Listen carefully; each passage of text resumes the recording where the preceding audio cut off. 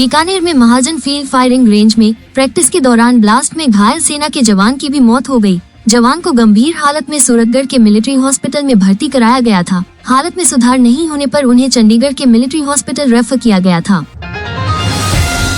बीकानेर जिले के देशनोक कस्बे के निवासी रामचंद्र दान देपावत ने RPSC के असिस्टेंट प्रोफेसर एग्जाम में राजस्थान टॉप किया है। दूसरे प्रयास में कॉलेज लेक्चरर परीक्षा में रामचंद्र ने पहली रैंक प्राप्त किया तो देशनोक कस्बे में हर कोई खुश नजर आया। देशनोक नगर पालिका में बुधवार को मुख्य बाजार स्थित मोहता धर्मशाला की दुकानों के आगे से अतिक्रमण हटाने का अभियान चलाया गया। देशनोक में मंदिर के आसपास के क्षेत्र में कब्जे के कारण मार्ग सकड़ा हो गया था। अभियान नगर पालिका के अधिशासी अधिकारी व प्रशिक्षु IAS अबुला साई कृष्णा के नेतृत्व में किया गया। बीकानेर के नया शहर थाना क्षेत्र में चोरी के मामले में एक आरोपी को गिरफ्तार किया गया है। उसने करीब 1.5 महीने पहले एक घर से सोने चांदी के जेवरात और नकदी चोरी की थी। कांग्रेस प्रदेशाध्यक्ष गोविंद सिंह डोटासरा ने बीजेपी सरकार के 1 साल के कार्यकाल को विफल बताया। उन्होंने सरकार में माफिया राज हावी होने सहित कई गंभीर आरोप लगाए हैं। डोटासरा ने CM को 1 साल के कामकाज पर जयपुर के एल्बर्ट हॉल पर खुली बहस का चैलेंज दिया है।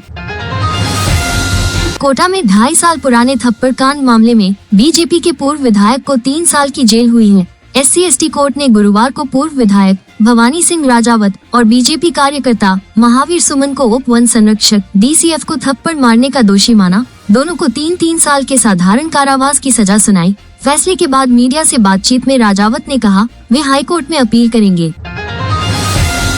GST काउंसिल की 55वीं बैठक इस बार जैसलमेर में हो रही है। 21 दिसंबर को ये बैठक केंद्रीय वित्त मंत्री निर्मला सीतारमण की अध्यक्षता में होगी। मेहमान 19 दिसंबर से आना शुरू हो जाएंगे। इस बैठक में सभी राज्यों के वित्त मंत्री भी हिस्सा लेंगे।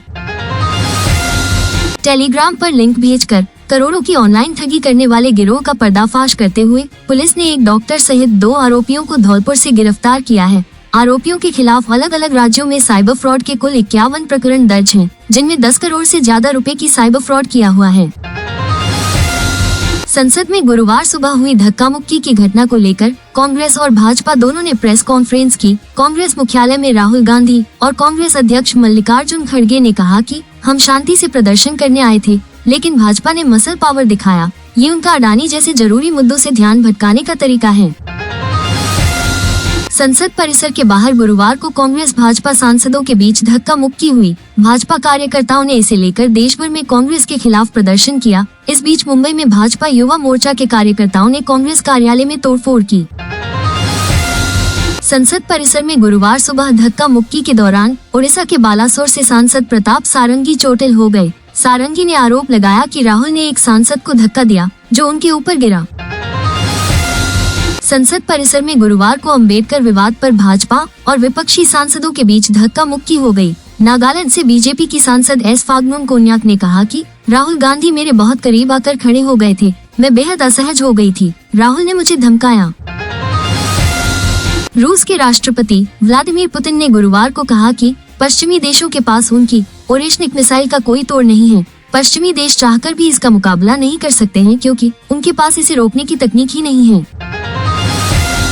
फ्रांस में पत्नी को नशीली दवाएं खिलाकर 10 साल तक अनजान पुरुषों से रेप करवाने वाले पति और दुष्कर्म के अन्य 50 आरोपियों को 20 साल की सजा सुनाई गई है। दक्षिणी फ्रांस की एविग्नन कोर्ट ने गुरुवार को इसे लेकर फैसला सुनाया।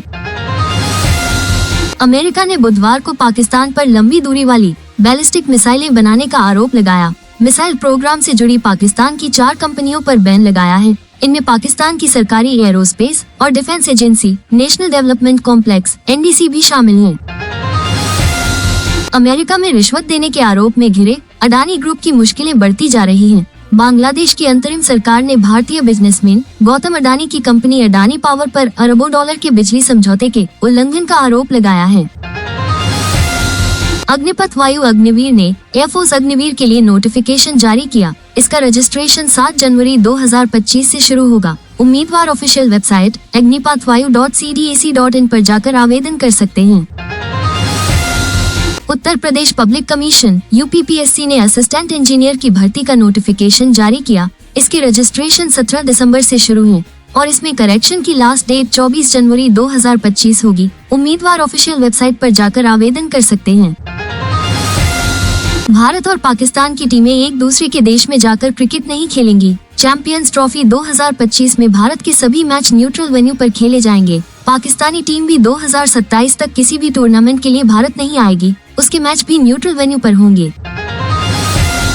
भारतीय ऑफ स्पिनर अश्विन के पिता रविचंद्रन ने कहा कि उनका बेटा प्लेइंग 11 में नहीं चुने जाने से नाराज था। उसे विदेश में युवा ऑफ स्पिनर से रिप्लेस होना अपमान की तरह लग रहा था।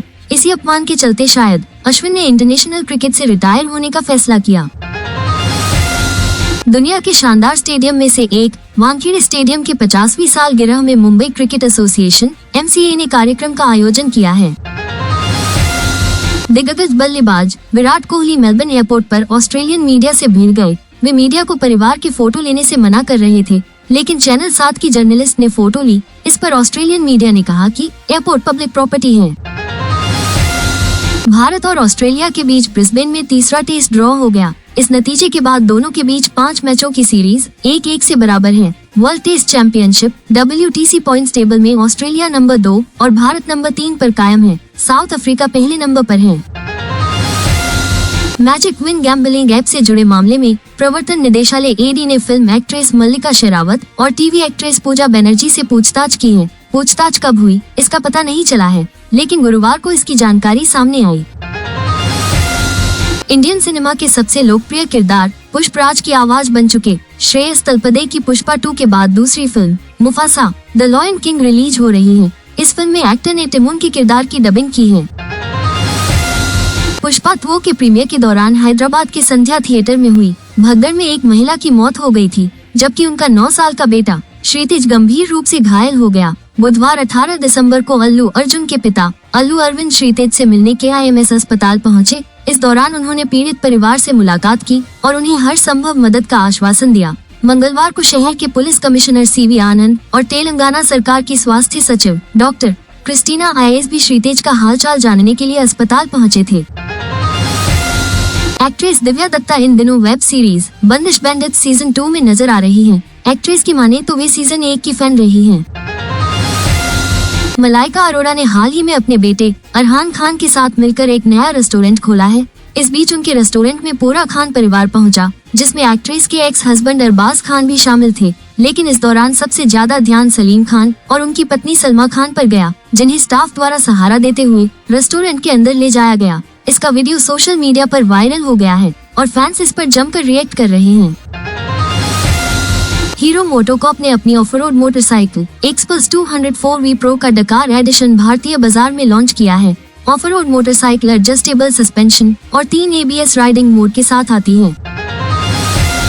20 दिसंबर शुक्रवार को वृष राशि वालों के बिजनेस के कामों में सुधार होगा। कर्क राशि के लोगों को रुका पैसा मिलने के योग हैं। सिंह राशि के लोगों को नौकरी में मनचाही जिम्मेदारी मिलने के योग हैं। बिजनेस की योजनाओं पर काम करने के लिहाज से तुला राशि वालों के लिए अच्छा दिन है। वृश्चिक राशि वालों के बिजनेस की रुकावटें दूर हो सकती हैं। मकर राशि वाले नौकरी पेशा लोगों के लिए अच्छा दिन है। मिथुन राशि वालों के बिजनेस के रुके कामों में तेजी आएगी। इनके अलावा बाकी राशियों पर सितारों का मिला जुला असर रहेगा।